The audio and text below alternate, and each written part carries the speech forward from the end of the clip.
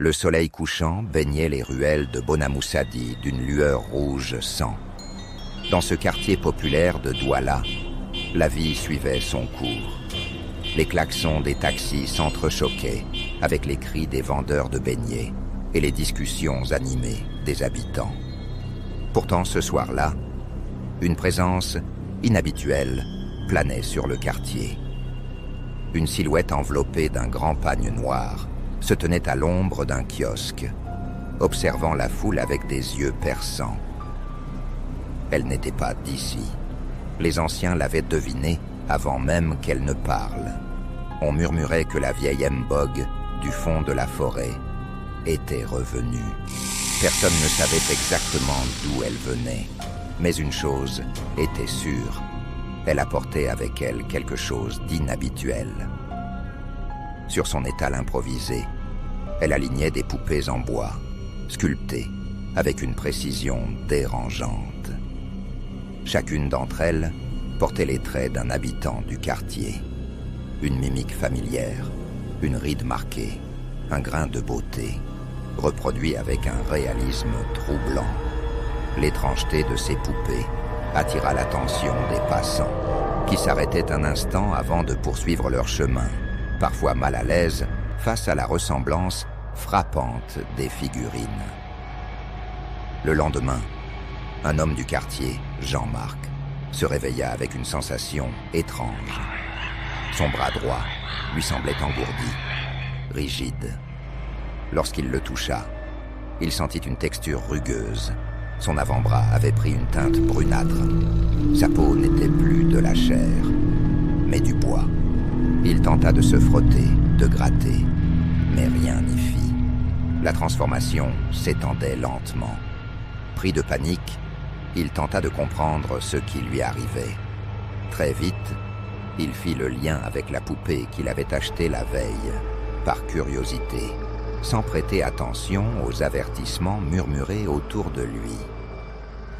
Terrifié, il prit la figurine et décida de la brûler. Alors que les flammes léchaient le bois sculpté, un hurlement strident retentit, inhumain et glaçant. La douleur dans son bras s'intensifia, son corps entier frissonnant sous l'onde de choc. Rien ne semblait arrêter la malédiction qui progressait inexorablement en lui. La peur le rongeait. Il savait qu'il devait retrouver la vieille femme, qu'elle seule pouvait l'aider. Il retourna au kiosque où elle s'était installée la veille. Mais l'endroit était vide. Seules quelques poupées, abandonnées, traînaient sur le sol, des visages familiers gravés dans le bois poli. Un vieil homme du quartier l'observa avec un regard grave, conscient du sort qui le menaçait.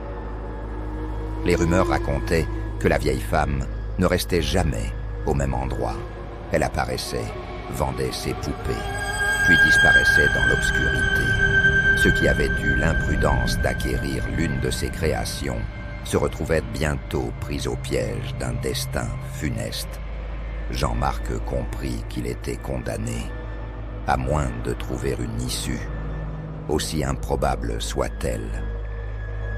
Cette nuit-là, il s'enfonça dans la forêt, là où, disait-on, Mbog avait établi son sanctuaire. La nuit était épaisse, le vent chargé de murmures invisibles. Chaque pas semblait le rapprocher d'un monde interdit.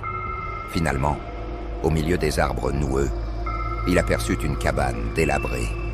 Des dizaines de poupées pendaient aux branches environnantes, leurs yeux de bois fixes et accusateurs. Au cœur de cet endroit maudit, la vieille femme l'attendait. Son sourire dévoilait des dents noircies. Son regard était perçant. Elle connaissait déjà la raison de sa visite. Il n'y avait qu'une seule façon d'échapper à son destin. Une autre âme devait prendre sa place. Une vie contre une vie. Une poupée contre une poupée. L'horreur de cette révélation glaça Jean-Marc. La seule échappatoire était un sacrifice. Il hésita, cherchant une autre solution. Mais la transformation progressait déjà trop vite. En un geste désespéré, Il saisit une autre poupée au hasard, parmi celles suspendues autour de la cabane. Il ignorait à qui elle appartenait, mais il savait que son propre temps était compté. Humbug accepta l'échange avec un sourire cruel. Un murmure s'éleva dans la nuit, un sortilège ancien se déployant dans l'air épais. Jean-Marc sentit son corps s'assouplir, la rigidité disparaître. Le bois redevint cher, la malédiction s'évapora. Mais, quelque part dans la ville, un autre cri retentit.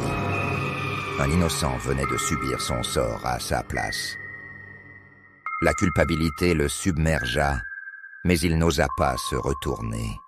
Il savait que son salut avait un prix terrible. La vieille femme ramassa une autre poupée et la lui tendit, un sourire cruel au coin des lèvres. Désormais, il connaissait la règle. S'il voulait survivre, il devrait choisir encore et encore. Et dans l'obscurité de la forêt, Humbug continuait d'attendre d'autres âmes, prêtes à conclure le même pacte infernal. Merci d'avoir écouté cet épisode. Si cette histoire t'a touché, partage-la pour faire grandir notre communauté et préserver notre culture. Abonne-toi et ensemble, faisons vivre notre héritage. À bientôt pour de nouvelles aventures.